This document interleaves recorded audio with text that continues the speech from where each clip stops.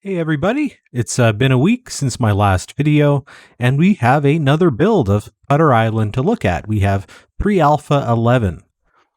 First things first, there's some big visual upgrades between this version and the last version. We have a grass added. This grass is actually pretty simple. It's just two planes, two squares that are sat at a 90-degree perpendicular angle to each other.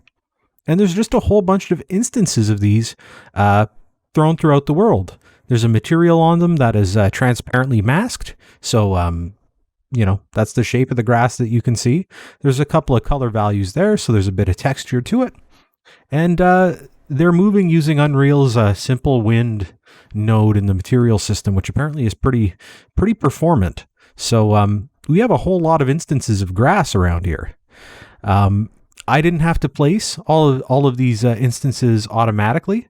It's actually looking at the surface materials that I've put on my landscape here, and areas that have grass painted on them will have grass entities added to them. So if we come over here to the edge of this canyon here, you can see that areas where there is stone doesn't really have grass growing on it. The areas that do have grass actually have a little bit of that grass texture mixed in with the stone. Similarly, if we look up the mountain, or if we were to go and drive up the mountain, you can see that some of these areas have quite a bit more dirt than they do grass. And once you get up to them, the grass entities on the ground become significantly less thick. And so it looks pretty good, and it wasn't a huge amount of work to get this in there. And it's really transformed the general makeup of what this game looks like. Something else that I've added in this build are these here trees. These are actually physics actors. They're not just playing an animation. These are objects that you can interact with. We can, say, take a rope, shoot it from the tree, and attach it to our vehicle. If we were to back up now,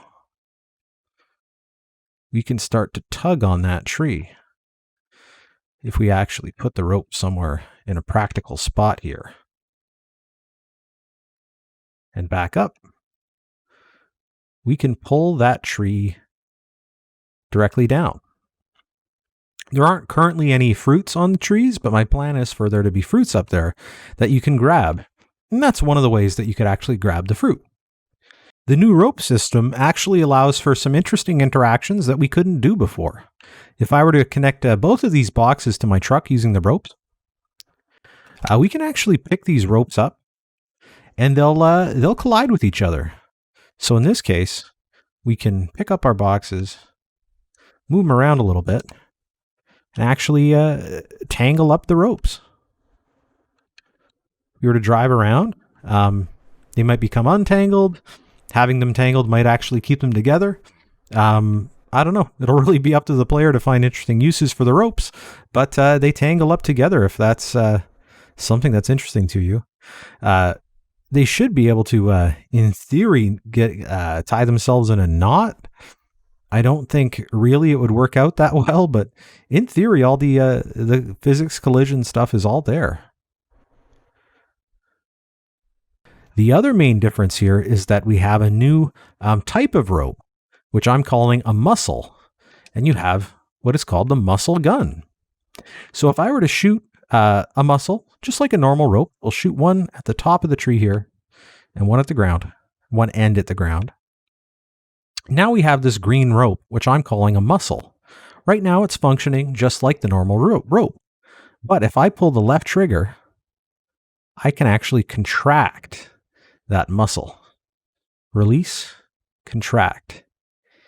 And so this muscle becomes a pretty useful tool that you can do a variety of things with. The combination of a muscle and your ropes can let you pull down the tree piece by piece, like I pulled it down with the muscle, secured it with the rope, grabbed the muscle. Now I can shoot another muscle, contract it again, and I'm pulling that tree down further. The main inspiration for getting the muscle gun in this game in the first place was the fact that you could come into a scenario just like this here, where your vehicle's flipped over and you need some way to get it upright. And the rope gun couldn't do it. The balloon gun that I showed off last week kind of worked, but it was also fundamentally broken. This way, we should be able to get the vehicle upright. So if I were to take a muscle here and stick it right there and stick it into the ground, if I can track that muscle, well, I got the vehicle a little bit of the way over. Oh, there it is. And it flipped over. This is another great example of a time when you should have always put on your inertial damper. I didn't, and now the vehicle's got away from me and I'm going to have to chase after it. The muscle gun will work on any physics actors in the game. So if we were to shoot at, say, these two trees,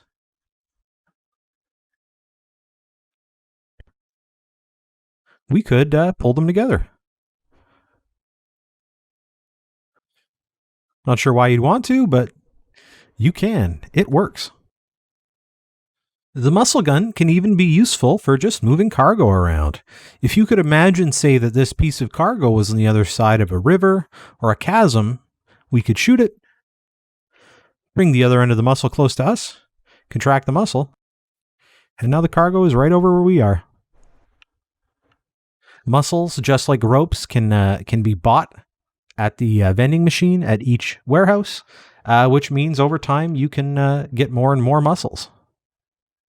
Groovy Movie asked last week, what's the estimated travel time from one end of the island to another?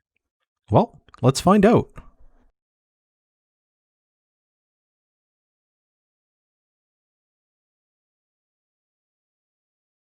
Got to do a flip here.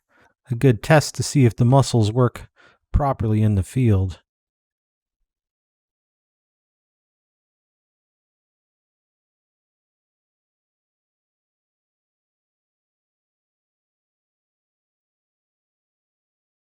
Perfect.